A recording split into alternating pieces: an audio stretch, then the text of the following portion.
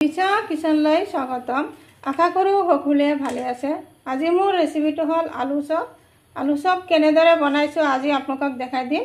এই আলু চপ কেইটা বনাই দেখাই দিম। চব কিমান ধুনীয়া হৈছে। এনে দেখাত দেখা যায় তেলপিঠা নিচিনা। তেলপিঠা যেনেকুৱা দেখা যায় তেনেকুৱা একে সেম কিমান ধুনীয়া হৈছে, মোটা মোটা তেলপিঠা নিচিনা। আৰু আলু চপটো মই কেনেদৰে বনাইছোঁ আজি আপোনালোক মোৰ ভিডিঅ'টো চাব আৰু কেনেকুৱা হয় এটা কমেণ্টো কৰিব আৰু এটা লাইক কৰিব। চব কিমান ধুনীয়া হৈছে। গুটিকেইটা আলু চপ এই প্লেটত উঠাই লৈ আছোঁ।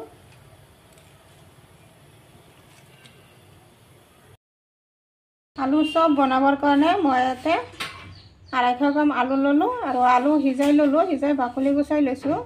আৰু এইফালে ল'লোঁ 150 গ্ৰাম বেচন আৰু এইফালে ল'লোঁ চাউলৰ গুড়ি ল'লোঁ অলপখিনি। এতিয়া প্ৰথমতে বেটাৰখিনি বনাই ল'ম। এটা বাটি লৈছোঁ, বাটিত দি আছোঁ বেচনখিনি দি দিলোঁ চাউলৰ গুড়ি আৰু সোৱাদ অনুসৰি নিমখ দি দিলোঁ 1 চামুচ। ইয়াতে দি আছোঁ আধা চামুচ জিৰা গুড়ি, আধা চামুচ জলকীয়া গুড়ি, আধা চামুচ হালধি গুড়ি আৰু অলপখিনি ধনিয়া গুড়ি আৰু ইয়াতে অলপকৈ পানী দি আছোঁ। পানী দি বেটাৰটো বনাই ল'ম। এতিয়া হেণ্ডউইচ দি এনেদৰে অলপ মিক্স কৰি দি আছোঁ। মিক্স কৰি দি বেটাৰটো বনাই ল'ম আৰু বেটাৰটো একেবাৰে পাতল নবনাওঁ, অলপ ঘন বনাম। আৰু অলপ দি আছোঁ পানী, মই ঠাণ্ডা পানী দি আছোঁ। এতিয়া পানী দি ভালদৰে মিক্স কৰি দিম। বেটাৰটো বনাই ল'লোঁ। এনেকুৱা ঘণ্টাত বনাইছোঁ দেখা পাইছে আৰু ইয়াতকৈ পাতল নবনাওঁ। আৰু ইয়াতে দি আছোঁ অলপখিনি বেকিং চ'ডা, একেবাৰে অলপখিনি দিলোঁ।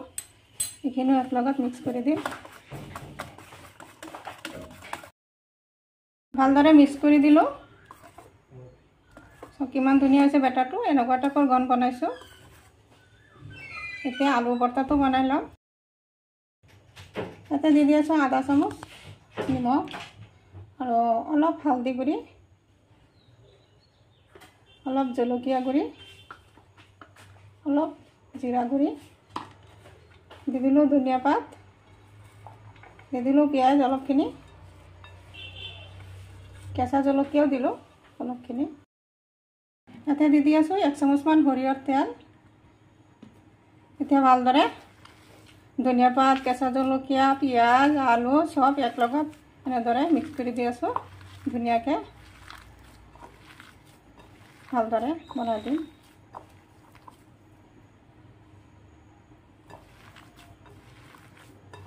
একদম গুটি গুটি যাতে নাথাকে ধুনীয়াকৈ এনেকৈ মিক্স কৰি দি আছোঁ। এনেদৰে আলু ভৰ্তাটো ভালদৰে বনাই ল'লোঁ। আৰু এতিয়া আলু ভৰ্তাখিনি এটা অলপ এনেদৰে ল'ম আৰু আলু চপ যেনেকৈ বনাওঁ তেনেকুৱা চেপ এনেদৰে বনাম, দেখা পাইছে। এতিয়া এইটো এই প্লেটত ৰাখি দি আছোঁ। ঠিক তেনেদৰে আৰু কেইটামান বনাই দি আছোঁ।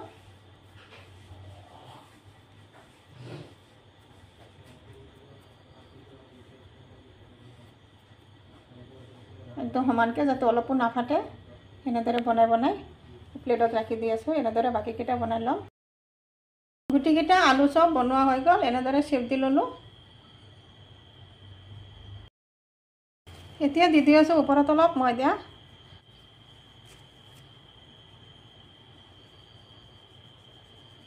ময়দা দি অলপ ওলট কৰি দি আছোঁ। গুটিকেইটা এনেদৰে ওলটাই দি আছোঁ।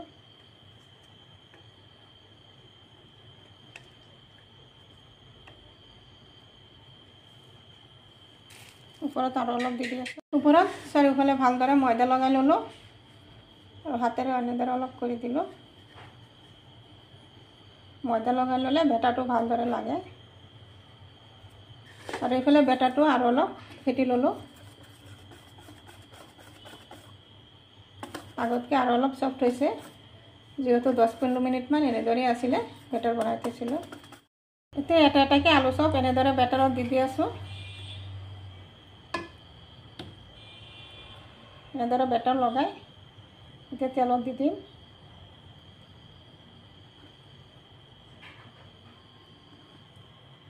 চামুচ দি আছোঁ আৰু এটা দি দিলোঁ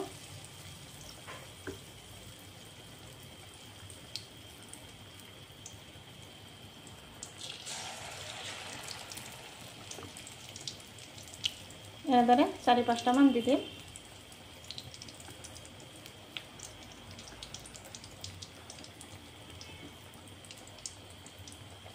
চামুচ দি দিলে চবকেইটা এটা চাইজৰে হয় 3টামান দিলোঁ এতিয়া উলটাই দি আছোঁ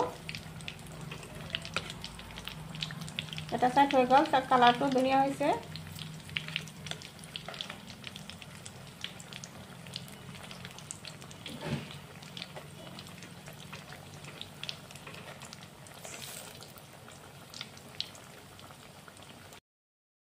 এই আলু চপকেইটা ভজা হৈ গ'ল সব কালাৰটো কিমান ধুনীয়া হৈছে এতিয়া উঠাই লৈ আছোঁ একেবাৰে তেল পিঠা নিচিনা হৈছে ফুলি ডাঙৰ ডাঙৰ হৈছে আৰু এনেদৰে বেসন আৰু লগতে চাউলৰ গুড়ি দিলে তো বহুত টাইমলৈকে মচমচীয়াও থাকে ঠিক তেনেদৰে আৰু কেইটামান দি দিম এতিয়া আৰু 3টামান দি দিলোঁ কমকৈ দিলোঁ যিহেতু এইটো ফুলে ফুলি ডাঙৰ হৈ যায় সেইকাৰণে অলপ কমকৈ দিলোঁ 3টা দি ভাজি আছোঁ এতিয়া উলটাই দি আছোঁ সব কালাৰটো কিমান ধুনীয়া একদম দেখি যেন ভাল লাগিছে আৰু আলু চপটো সবেই ভাল পায় সৰুৰ পৰা ডাঙৰলৈকে ল'ৰা ছোৱালীৰ কাৰণেতো আৰু ক'বই নালাগে তেনেদৰে আৰু ইফতাৰত থাকিলে আৰু ভাল হয় যিহেতু ৰমাদান হেৰি আমালোকৰ পবিত্ৰ ৰমজান মাহ চলি আছে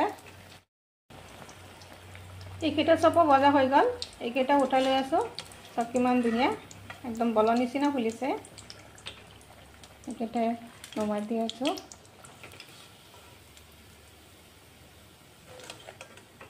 ঠিক তেনেদৰে বাকীকেইটাও ভাজি লওঁ গোটেইকেইটা আলু চপ বনোৱা হৈ গ'ল চব কিমান ধুনীয়া হৈছে কালাৰটো চাওক আৰু কিমান মোটা হৈছে ফুলি ফুলি বহুত ধুনীয়া হৈছে এনেদৰে আলু চপ বনাই চাহৰ লগত খাই ভাল লাগে বা মুড়ি ভাজি আৰু চিৰা ভাজা এইবিলাকৰ লগত খাইও ভাল লাগে নিশ্চয় মোৰ ৰেচিপিটো ভাল লাগিছে যদি ভাল লাগে লাইক শ্বেয়াৰ কমেণ্ট কৰিব প্লিজ এটা সাবস্ক্ৰাইব কৰি কাষত থকা বেল আইকনটো প্ৰেছ কৰি দিব আজি মোৰ ৰেচিপিখিনি আকৌ আশা আছে কাইলৈ আৰু এটা নতুন ভিডিঅ' লৈ আহিম থেংক ইউ